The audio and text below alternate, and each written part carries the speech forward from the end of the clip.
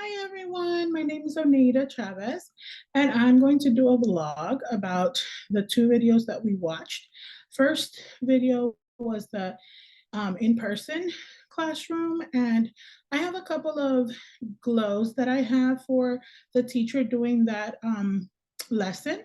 I believe that it was really nice for her to greet students as they came back from their specials classroom.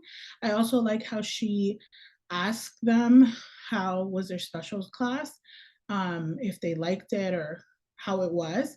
I think that she didn't give enough time for them to reply, or she didn't go into depth about what they liked about the classroom, but overall it was nice for them to have that opportunity to be able to express how they felt in their art class.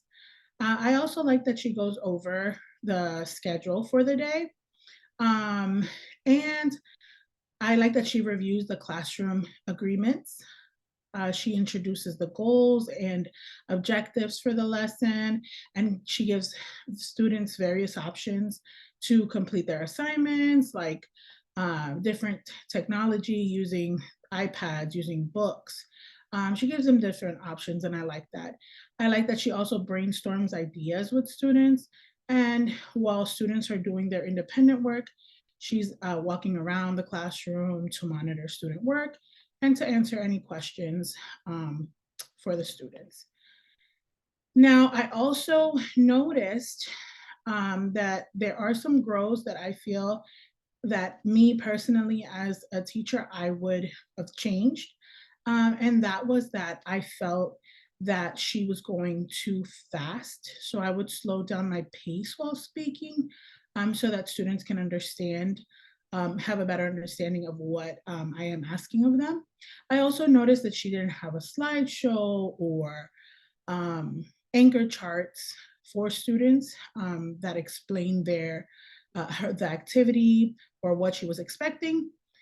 Um, I would say that when she would ask a question, she was going like one question after the next. And so I felt like maybe giving students a little more thinking time, it would be beneficial. Um, and I noticed the student sitting all the way at the back of the classroom. He seems to be having trouble focusing. And I would give him a different seat. I would ask him maybe to sit closer to me. That way I can monitor him and redirect him a little sooner. And that way I don't lose track of him and he is more engaged in the lesson. Um, so that's something that I would have changed. Um, I also noticed that she didn't use visual timers. Um, and I think that that would have helped a little bit more because there was a lot of talking around the classroom while they should have been working. Uh, let's see. I also think that I would have, instead of having them sit the way they were sitting, I think it's because they're older.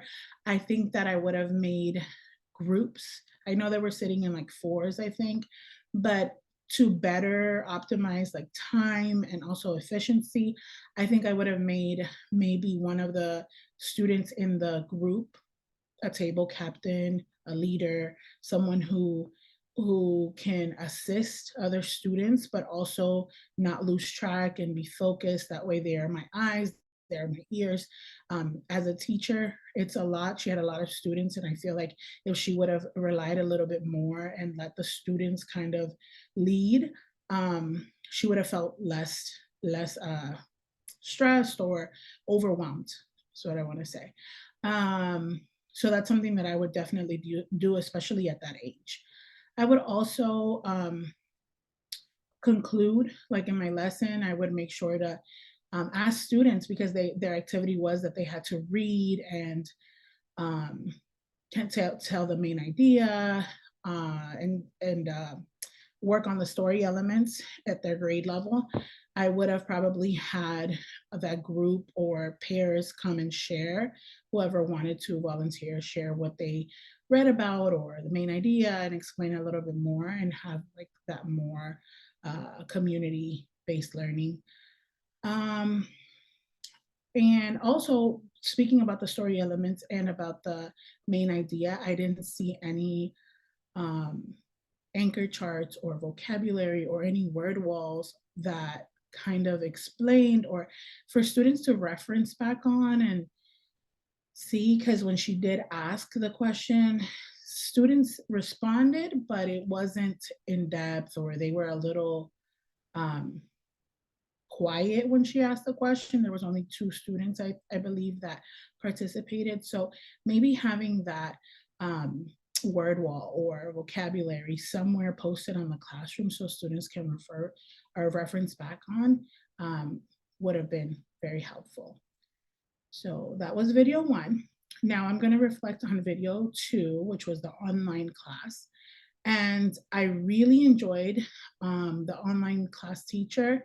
She was so hands-on, so engaged. I did not feel like I was in an online classroom. I felt super excited as I was watching it because there were so many things that I really, really liked and that stood out to me.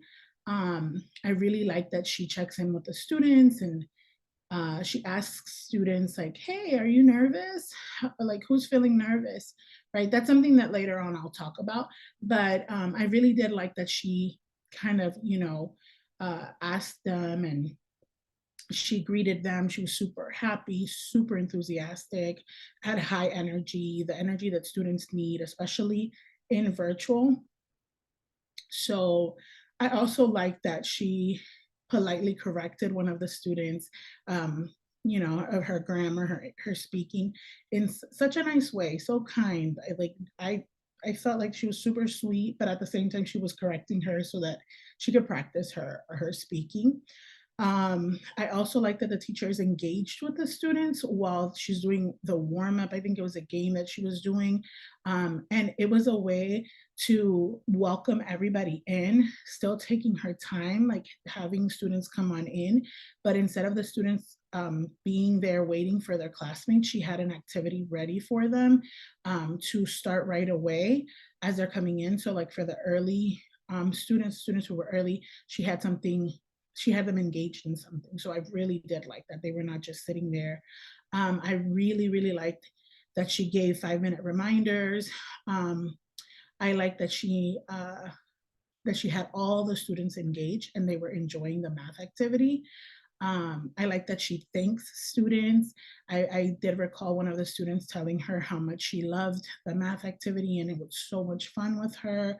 And I liked how she thanked them, publicly. It was really cute. Um, I also like that she's very welcoming and she cheers on students as they respond. She asks students to read lesson objective. So she gives them the opportunity to kind of lead. I really did like that. She uses total physical response, a lot of like TPR reminders for students to remember or recall on. She reviews the vocabulary that they previously learned. And she has a slideshow. Obviously, it's online, so I know that that's something that is it's necessary, especially for an online class. But I really liked how she was very hands-on with the slideshow and also speaking to the kids and engaging the students. So it wasn't like the kids were just staring at the screen, not moving. She had a lot of movement and she used her body as an example. I loved how she did the 360 example with her body and had the students have that option to choose, hey, do you want me to start on the left or do you want me to start on the right? You choose, let me know, and kind of do it with them. She asked them to stand up. So it was very engaging. I like that she uses visuals and she color coordinates things. That way students understand a little bit better. Uh, she shows an understanding of classroom, like students show an understanding, a good understanding of um, classroom expectations. Because I recall in the part of the video, I think one of the students shouted out and then another student said, hey, Mrs. So-and-so, we're not supposed to shout out in the class. So that was something that I really did like. It made me laugh because it reminded me of my own students. Also, I noticed that she's very, very engaging with the students. And I like that she gives students options, and that the lesson is very student driven. She also tells students um, that she asks them what time, this this is the time. She tells them this is the time. What time will it be in 10 minutes? So the kids are looking at the time, they're telling the time, and then she's asking them, what time will it be in 10 minutes? So say it is 2:50, in 10 minutes it'll be 3 o'clock.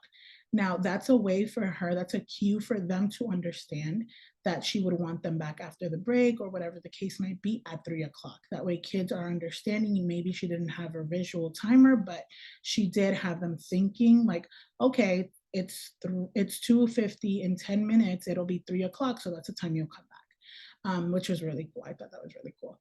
And I really, really liked how she models and explains the activity to students. So that was something that really caught my attention. She was very, very explicit in her directions, which allows students to understand what they needed to do when they had to go do their activity. Now, there was very few rows that I had for her.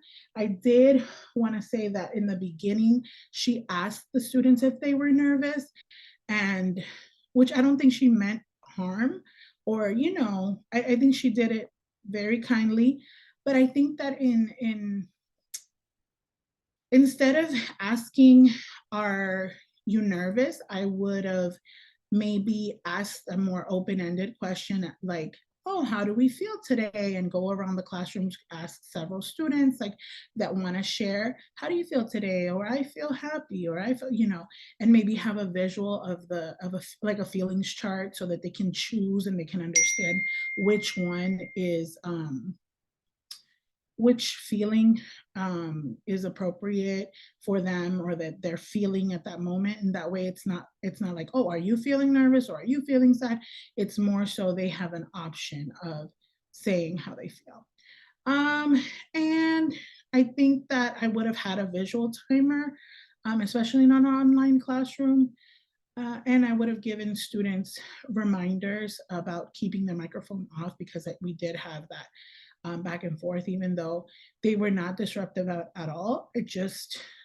I would have just reminded them to have their microphones off, and that once they raise their hand and participate, then they can turn their microphone on. But overall, great video. I think I learned a lot, especially for the online classroom. She used many techniques that I was like in awe. But this activity was really nice. I learned a lot through both videos and through both teachers. And that's my vlog. I hope you enjoyed.